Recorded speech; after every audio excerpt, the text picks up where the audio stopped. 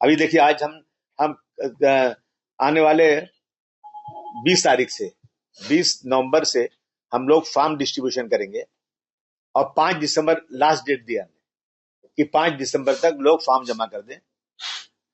मैं जहां हमारी सीटें अच्छी हैं, जहां हमारे अच्छे उम्मीदवार हैं, जहां हमको चुन के आने की उम्मीद है, वहां हम इलेक्शन लड़ाएंगे और हम किसी से अलायंस नहीं करने वाले, क्योंकि हमने जब भी अलायंस किया हमको धोखा हुआ है।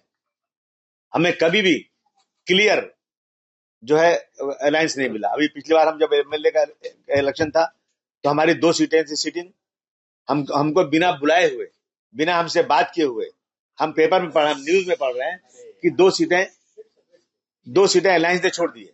हमसे बात कुछ नहीं हुई। ये कैसा अलायंस है? इसके पहले 2 टर्म में और अहमद पटेल साहब ने दिल्ली बुलाया, वहां बात किया, भाई वोटों का बंटवारा ना होने पाए, वोटों के अलग अलग सब लड़ने से सांप्रदायिक शक्तियां चुनकर आती हैं, हम लोग साथ रहना चाहिए।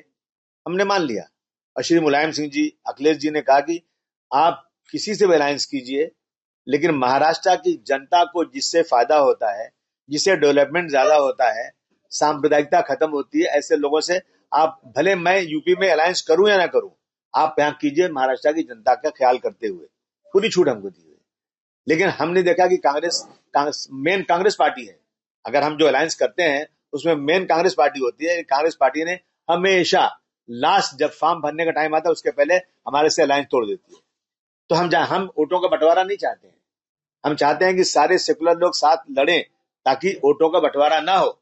लेकिन जो बड़ी पार्टियां हैं ना, वो सिर्फ लेना जानती है, कुछ देना नहीं जानती चाहती है। समाजवादी पार्टी ज्यादा वोट नहीं मिलना चाहिए, समाजवादी पार्टी खत्म हो जाना चाहिए, यह उनका विचार है, ये सच्चाई है ये। इसलिए समाजवादी पार्टी अकेले इलेक्शन लड़ेगी, किसी के साथ अलायंस नहीं करेगी। और हमारे पास उम्मीदवार जो है ना, तकरीबन हम जो सीटें देख रहे हैं, हमारा वोट बैंक जो है ना, तकरीबन 125 से 150 सीटों तक हमको नजर आता है। हम वहां लड़ेंगे इलेक्शन और पूरी ताकत के साथ। डेवलपमेंट 4 साल से इलेक्शन नहीं हुआ है, डेवलपमेंट ही नहीं हो रहा है, पैसे रिफंड नहीं मिल रहा है। कोई भी आदमी आ जाए, चाहे वो नगर सेवक हो या ना हो, अगर शिंदे साहब के पास चला जाए, अजीत पवार साहब के पास चला जाए, तो उसको फंड जल्दी मिल जाता है। और हमारे सिटिंग नगर सेवक जो थे, उनको पैसे ही नहीं मिल रहा है, काम ही नहीं हो रहा है। मुझे अजीत पवार साहब ने बोला एक दिन, अबू आजमी साहब, मैं आपके एरिया में वोट मांगने गया था और इतनी हालत खराब है गलियों की, मैंने देखा तो हमें शर्म आई कि हमारी मुंबई शहर के अंदर हमारी सरकार होने के बाद भी ये जनता की हालत है। मैंने कहा सर बहुत बुरे हालत है, मुझे फंड दीजिए। तो मैंने जितना फंड मांगा ना, उससे ज्यादा फंड देने में वादा किया।